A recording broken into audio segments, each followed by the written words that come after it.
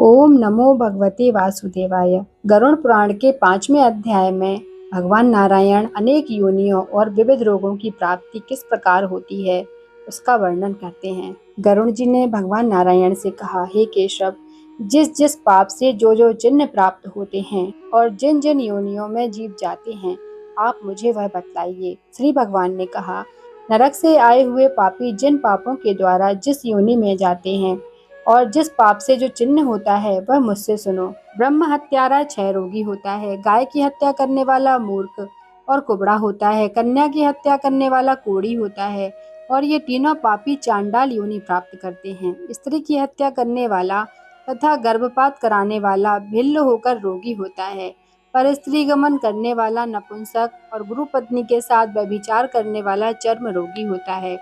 मांस का भोजन करने वाला अंग अत्यंत लाल होता है, मद्य पीने वाले के दांत काले होते हैं, लालच बस अवक्ष भक्षण करने वाले ब्राह्मण को महोदर रोग होता है, जो दूसरे को दिए बिना मिष्ठान खाता है उसे गले में गंडमाला रोग होता है, श्राद्ध में अपवित्र अन्न देने वाला श्वेत कुष्ठी होता है, गर्भ से गुरु का अपमान करने वाला मनुष्य मृगी का रोगी होता है, वेद शास्त्र की निंदा करने वाला निश्चित ही पांडु रोगी होता है, झूठी गवाही देने वाला गूंगा, पंक्ति भेद करने वाला काना, विवाह में विघ्न करने वाला व्यक्ति, ओष्ठ रहित और पुस्तक चुराने वाला जन्मांध होता है, गाय और ब्राह्मण को पैर से मारने वाला लूला लंगड़ा होता है, झूठ बोलने वाला हकलाकर बोलता है तथा झूठी बात सुनने वाला बहरा होता है, विष देने वाला मूर्ख और उन्मत्त पागल तथा आग लगाने वाला गंजा होता है, मांस बेचने वाला अभागा और दूसरे का मांस खाने वाला रोगी होता है, रत्नों का अपहरण करने वाला हीन जाति में उत्पन्न होता है,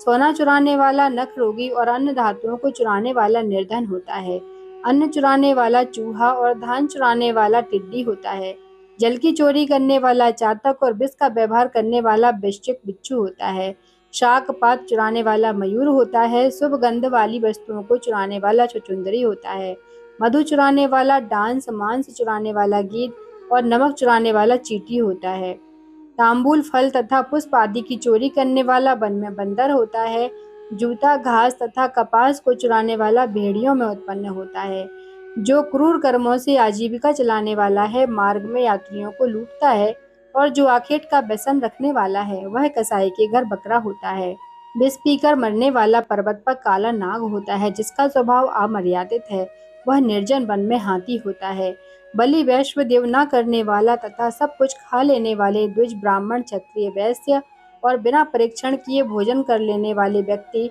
निर्जन वन में व्याघ्र होते हैं, जो ब्राह्मण गायत्री का स्मरण नहीं करता और जो संध्योपासन नहीं करता, जिसका अंतः स्वरूप दूषित तथा बाह्य स्वरूप साधु की तरह प्रतीत होता है, वह ब्राह्मण बगुला होता है, जिनको यज्ञ करना नहीं चाहिए उनके यहाँ यज्ञ कराने वाला ब्राह्मण गांव का सुअर होता है, क्षमता से अधिक यज्ञ कराने वाला गंधर्व तथा बिना आमंत्रण के भोजन करने वाला कौवा होता है, जो सत्पात्र शिष्य को विद्या नहीं प्रदान करता वह ब्राह्मण बैल होता है, गुरु की सेवा न करने वाला शिष्य बैल और गधा होता है, गुरु के प्रति अपमान के तात्पर्य से हुम या तुम शब्दों का उच्चारण करने वाला और वाद विवाद में ब्राह्मण को पराजित करने वाला जल विहीन अरण्य में ब्रह्म राक्षस होता है, प्रतिज्ञा करके द्विज को न दान देने वाला सियार होता है, सत्पुरुषों का अनादर करने वाला व्यक्ति अग्निमुख सियार होता है, मित्र से द्रोह करने वाला पर्वत का गीध होता है और क्रय में धोखा देने वाला उल्लू होता है,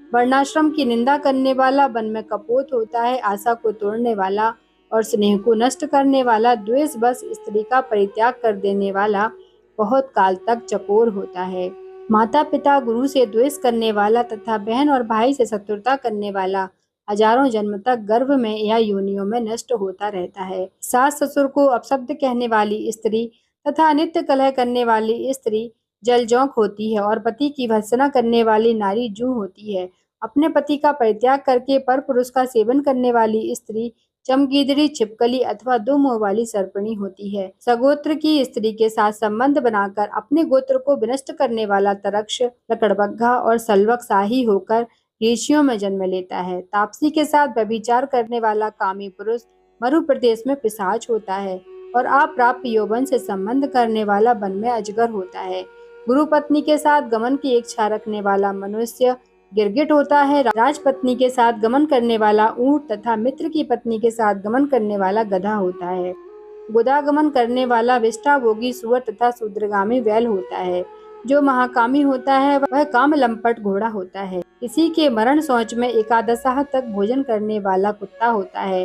देवद्रव्य भोक्ता देवलक ब्राह्मण मुर्गे की योनि प्राप्त करता है। जो ब्राह्मण धर्म दुर्वाजन के लिए देवता की पूजा करता है वह देवलक कहलाता है। वह देवकार तथा पित्तकार के लिए निंदनीय है।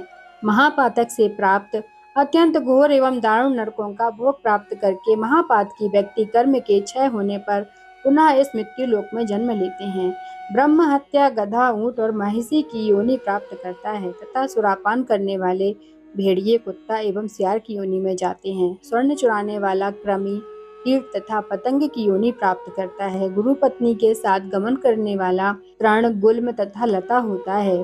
पर स्त्री का हरण करने वाला धरोहर का हरण करने वाला तथा ब्राह्मण के धन का अपहरण करने वाला ब्रह्म राक्षस होता है। ब्राह्मण का धन कपट स्नेह से खाने वाला 7 पीढ़ियों तक अपने कुल का विनाश करता है और बलात्कार तथा चोरी के द्वारा खाने पर जब तक चंद्रमा और तारों की स्थिति होती है तब तक वह अपने कुल को जलाता है। लोहे और पत्थर के चूर्ण तथा विष को व्यक्ति पचा सकता है, पर तीनों लोकों में ऐसा कौन व्यक्ति है जो ब्राह्मण के धन को पचा सकता है। ब्राह्मण के धन से पोषित की गई सेना तथा वाहन युद्ध काल में बालू से बने सेतु बांध के समान नष्ट भ्रष्ट हो जाते हैं। देव द्रव्य का उपयोग करने से अथवा ब्रह्म स्व का हरण करने से ब्राह्मण का अतिक्रमण करने से कुल पतित हो जाते हैं। अपने आश्रित वेद शास्त्र परायण ब्राह्मण को छोड़कर अन्य ब्राह्मण को दान देना अतिक्रमण करना कहलाता है। वेद वेदांग के ज्ञान से रहित ब्राह्मण को छोड़ना अतिक्रमण नहीं कहलाता, क्योंकि जलती हुई आग को छोड़कर भस्म में आहुति नहीं दी जाती। हे ताक्ष, ब्राह्मण का अतिक्रमण करने वाला व्यक्ति नरकों को भोग कर क्रमशः जन्मांध एवं दरिद्र होता है। वह कभी दाता नहीं बन सकता, अपितु याचक ही रहता है। अपने द्वारा दी हुई अथवा दूसरे द्वारा दी गई पृथ्वी को जो छीन लेता है वह 60,000 वर्षों तक विष्टा का कीड़ा होता है। जो स्वयं कुछ देकर पुनः स्वयं भी ले लेता है वह पापी एक कल्प तक नरक में रहता है। जीविका अथवा भूमिका दान देकर यत्न पूर्वक उसकी रक्षा करनी चाहिए। जो रक्षा नहीं करता विद्युत उसे हर लेता है, वह लंगड़ा कुत्ता होता है। ब्राह्मण को आजीविका देने वाला व्यक्ति 1,00,000 गोदान का फल प्राप्त करता है और ब्राह्मण की वृत्ति का हरण करने वाला बंदर कुत्ता तथा लंगूर होता है। हे खगेश्वर, प्राणियों को अपने कर्म के अनुसार लोक में पूर्वोक्त योनियां तथा शरीर पर चिन्ह देखने को मिलते हैं। इस प्रकार दुष्कर्म पाप करने वाले जीव नारकी यातनाओं को भोग कर अपशिष्ट पापों को भोगने के लिए इन पूर्वोक्त योनियों में जाते हैं। इसके बाद हजारों जन्मों तक पशु पक्षी का शरीर प्राप्त करके वे बोझा ढोने आदि कार्यों से दुख प्राप्त करते हैं। फिर पक्षी बनकर वर्षा, शीत तथा घाम से दुखी होते हैं। इसके बाद अंत में जब पुण्य और पाप बराबर हो जाते हैं तब मनुष्य की योनि मिलती है। स्त्री पुरुष के संबंध से गर्भ में उत्पन्न होकर गर्भ से लेकर मृत्यु तक के दुख प्राप्त करके पुनः मर जाता है। इस प्रकार सभी प्राणियों का जन्म और विनाश होता है। यह जन्म मरण का चक्र चारों प्रकार की सृष्टि में चलता रहता है। मेरी माया से प्राणी घट यंत्र की भांति ऊपर नीचे की योनियों में भ्रमण करते रहते हैं। कर्म पास से बंधे रहकर कभी वे नरक में और कभी भूमि पर जन्म लेते हैं। दान न देने से प्राणी दरिद्र होता है। दरिद्र हो जाने पर फिर पाप करता है। पाप के प्रभाव से नरक में जाता है और नरक से लौटकर पुनः दरिद्र और पुनः पापी होता है। प्राणी के द्वारा किए गए शुभ और अशुभ कर्मों का फल भोग उसे अवश्य ही भोगना पड़ता है, क्योंकि सैकड़ों कल्पों के बीत जाने पर भी बिना भोग के कर्म फल का नाश नहीं होता। इस प्रकार गरुड़ पुराण के अंतर्गत सारोद्धार में पाप चिन्ह निरूपण नामक 5वां अध्याय यहाँ पर पूरा हुआ। बोलिए ओम नमो भगवते वासुदेवाय। जय श्री कृष्ण।